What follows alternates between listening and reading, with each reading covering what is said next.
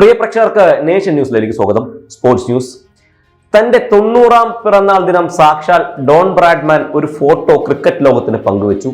കൂടാതെ ഒരു all time ലെവനും ഒരു പ്രസ്താവനയും. ഒരാൾ ഇപ്പോൾ കളിക്കുന്ന രീതി എന്നെ തന്നെ വീണ്ടും ഓർമ്മിപ്പിക്കുന്നു. കൂടാതെ ആ ഓൾ ടൈം 11 ഉൾപ്പെട്ട ലോകത്തിലെ ഏറ്റവും വലിയ വൻകര എന്ന സവിശേഷതയും ആ സമയത്ത് ക്രിക്കറ്റ് കളിക്കുന്ന രാജ്യങ്ങളിൽ നിന്നും ഏറ്റവും അധികം പങ്കാളിത്തം അവകാശപ്പെടുന്ന ഏഷ്യയിൽ നിന്നും സ്ഥാനം ലഭിച്ച ഒരേ ഒരാൾ അദ്ദേഹം മാത്രം. ബേസ്ബോൾ, ബോക്സിംഗ് എന്നീ കാര്യങ്ങളിൽ ഒരാളെ പറയാൻ പറഞ്ഞാൽ എന്റെ വൻകരയിൽ നിന്നും ഒരാളെ പറയും. എന്നാൽ എന്റെ മേഖലയിലെ മികച്ചവൻ എന്ന സവിശേഷത എന്റെ കൂട്ടുകാരന് നൽകും. പറഞ്ഞത് സാക്ഷാൽ ബ്രയൻ ലാറ. ആ മനുഷ്യൻ കളിച്ച കാലം അത്രയും ഞാനായിരുന്നു കളിച്ചതെങ്കിൽ വീൽ ചെയറിൽ ഇരുന്നായിരിക്കും ബാറ്റ് ചെയ്യുക എന്ന പ്രസ്താവന ഇറക്കിയത് സാക്ഷാൽ റിക്കി പോണ്ടിംഗ്.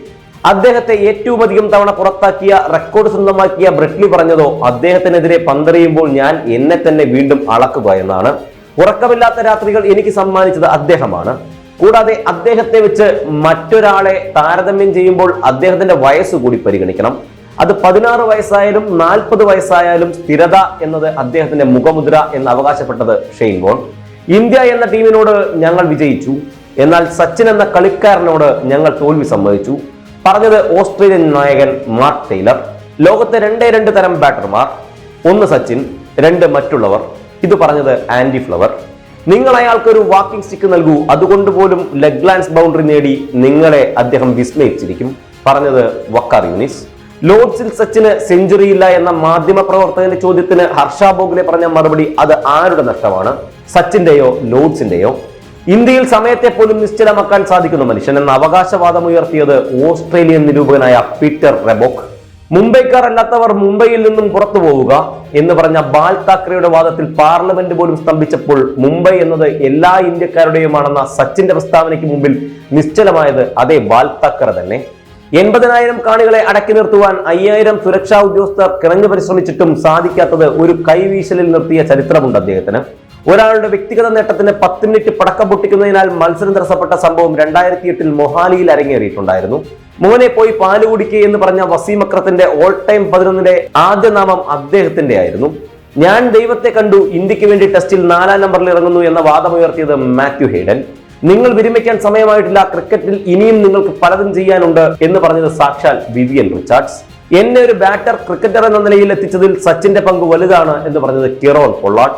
സച്ചിൻ എന്റെ ദൈവവും മുംബൈ എന്റെ ദേശവും എന്ന് പറഞ്ഞത് മലിംഗ. ആ മനുഷ്യന്റെ സാന്നിധ്യത്തിൽ നേടുന്ന റെക്കോർഡുകൾക്ക് മൂല്യമേറുന്നു എന്ന് പറഞ്ഞത് വിരാട് കോഹ്ലി. 90കളിൽ സച്ചിൻ എന്ത് ചെയ്തോ ഈ കാലഘട്ടത്തിൽ അതിൽ ബുംറയിലൂടെ തുടരുന്നു എന്ന് പറഞ്ഞത് ഗ്ലെൻ മെക്രാത്ത്. സച്ചിനാണ് എന്റെ റോൾ മോഡൽ എന്ന് പറഞ്ഞത് സാക്ഷാൽ MS ധോണി. ആ മനുഷ്യനോടൊപ്പം ഡ്രസ്സിംഗ് റൂമിൽ സമയം പങ്കിടുക, 5 വിക്കറ്റ് ആദ്യമായി നേടുമ്പോൾ മിഡ് ഓഫിൽ ഫീൽഡ് ചെയ്ത അദ്ദേഹം ഓടി വന്ന് അഭിനന്ദിക്കുക, സ്ട്രീറ്റിൽ ക്രിക്കറ്റ് കളിച്ചു തുടങ്ങിയ എനിക്ക് ഇന്നും വിശ്വസിക്കാൻ പ്രയാസമേറിയ ഒന്ന്.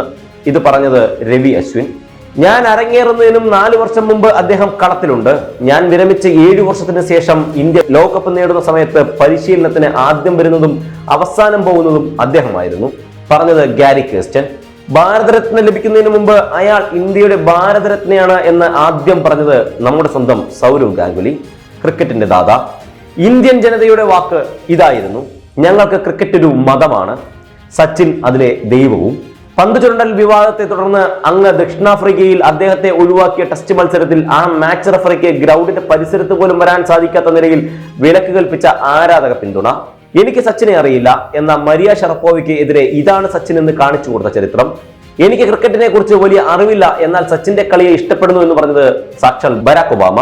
കിരീടത്തിനു പകരം ഹെൽമറ്റ് വെച്ച ഒരു രാജാവാണ് സച്ചിൻ. പത്രത്താളുകളുടെ പുറകിൽ നിന്നും വായിക്കാൻ പ്രേരിപ്പിച്ച ഓലമടൽ ബാറ്റിൽ MRF എന്ന് എഴുതി ടയർ കമ്പനിയാണെന്നറിയാതെ സച്ചിന്റെ ബാറ്റ് നിർമ്മിക്കുന്ന കമ്പനിയാണെന്ന വിശ്വാസം ഉടലെടുത്ത് കരിക്കട്ടയും പെയിന്റും ഉപയോഗിച്ച് MRF എന്നെഴുതി തെരുവോരത്ത് തുടങ്ങി മൈതാനങ്ങളിൽ പോലും വ്യാപിച്ചു കിടന്ന പാരമ്പര്യം.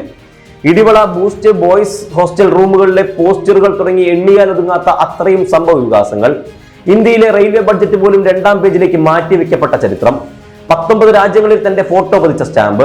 ഒരുപക്ഷെ കലാം സാറിനെയും ഗാന്ധിയെക്കാളും കൂടുതൽ. 6 ഭൂഖണ്ഡങ്ങളിലും മെഴുകു പ്രതിമ.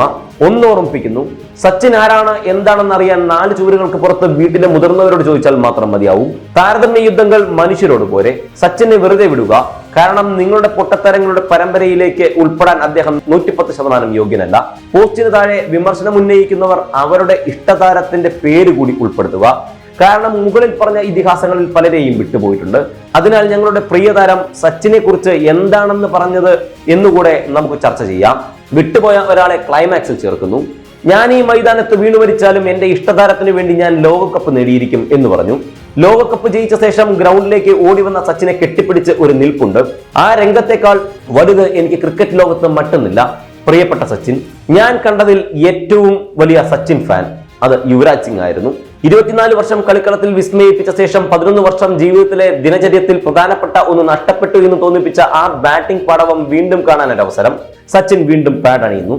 ഫെബ്രുവരി 22 മുതൽ മാർച്ച് 6 വരെ നടക്കുന്ന മാസ്റ്റേഴ്സ് ലീഗ് 2020-ൽ 1983 സിനിമയിൽ അനൂപ് മേനോൻ പറഞ്ഞതുപോലെ 70-ാം വയസ്സിൽ സച്ചിൻ കളിക്കുന്ന സ്ട്രെയിറ്റ് ഡ്രൈവ് നിങ്ങളുടെ ആയകാലത്ത് കളിച്ചിട്ടുണ്ടോ എന്ന ചോദ്യത്തിന് ഉത്തരം 70 വയസ്സായില്ല എങ്കിലും 52-ാം വയസ്സിൽ അദ്ദേഹം ആ സ്ട്രെയിറ്റ് ഡ്രൈവ് പൂർണ്ണ മനോഹരതയിൽ തന്നെ പകർന്നാടുമെന്ന വിശ്വാസത്തിൽ ആകാംക്ഷയോടെ ആ ദൃശ്യവിസ്മയത്തിന് കാത്തിരിക്കുന്നു. നന്ദി.